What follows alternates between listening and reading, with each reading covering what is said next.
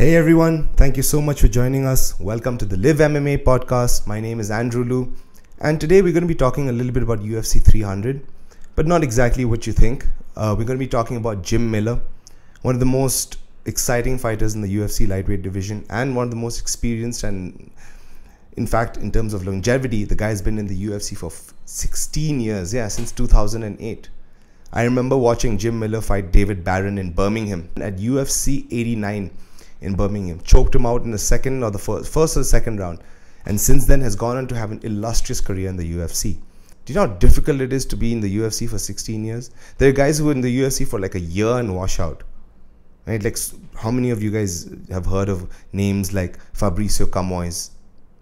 Right? That's someone Jim Miller beat. A third-degree BJJ black belt who came into the UFC with a lot of hype. I remember that fight very, very clearly. He took Jim Miller down, Jim Miller in his guard, swiveled his hips and caught him in the most beautiful armbar that I've ever seen. We're talking about a guy who's got incredible ground skills, a very good NCAA Division I wrestler, and an incredible striker as well. The guy's fought the who's who of the lightweight division. Just pick a name and he's fought him. Clay Guida fought him. Nate Diaz fought him. Donald Cerrone, Benson Henderson, Frankie Edgar, Gray Maynard, Matt Wyman, Mac Danzig, Mark Bocek. I mean, I can just go on and on. He beat like dangerous guys like Melvin Guillard. Like, he's fought Joe Lozon. The guy has just been an active participant in the UFC lightweight division for 16 years. It goes without saying that it's something that should be commended, especially in a sport like mixed martial arts. Right? Sure, the guy's gone through his fair share of losses as well. If you remember the Nate Diaz loss where he got guillotined and his tongue had popped out and it looked like he was biting down on it. It was quite a gruesome sight.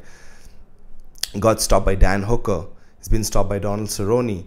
So he's had a couple of really tough losses in the UFC, no doubt about that. But what is really important is that he was able to pick himself back up and continue fighting in the UFC's lightweight division. He didn't change weight classes. He didn't go up. He didn't go down. All he did was he stayed in the lightweight division, dug his head into the sand, and was like, this is it. Look, even he has to realize at some point of time he's not going to be a champion, right? Like, he's 41 years old, and is the only guy at UFC 300. In fact, the only guy in the roster right now who's fought at UFC 100, UFC 200, UFC 300. He's going to be fighting at UFC 300. That's an incredible achievement in itself. Sure, you might not have, like, he might not be Hall of Fame worthy, as Daniel Cormier says, but there is a special place in the UFC's history for a guy like Jim Miller. Someone incredibly talented, driven, and understands the fight game. Like, this is a true veteran. You're talking about a guy whose entire career is fighting, right? UFC 89. How many of you guys remember UFC 89? This is 2008, 16 years ago. You know, so there's a whole generation of fans that have been born into the, that have gotten into the UFC that have not heard of guys like Jim Miller. And of course, it's not the UFC's fault, and it's just the way it is, right? Like, these guys are the mid-card guys. He will be a mid-card, like a solid bet. Someone you can depend on for a great fight.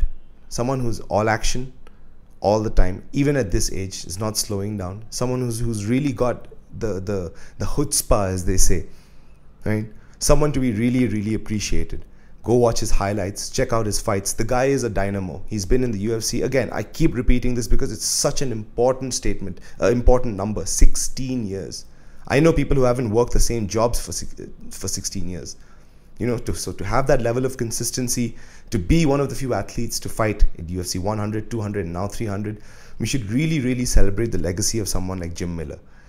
Anyway, thank you guys so much for joining us. Really appreciate the views, appreciate the likes, appreciate the comments. Please do like, subscribe, share the video.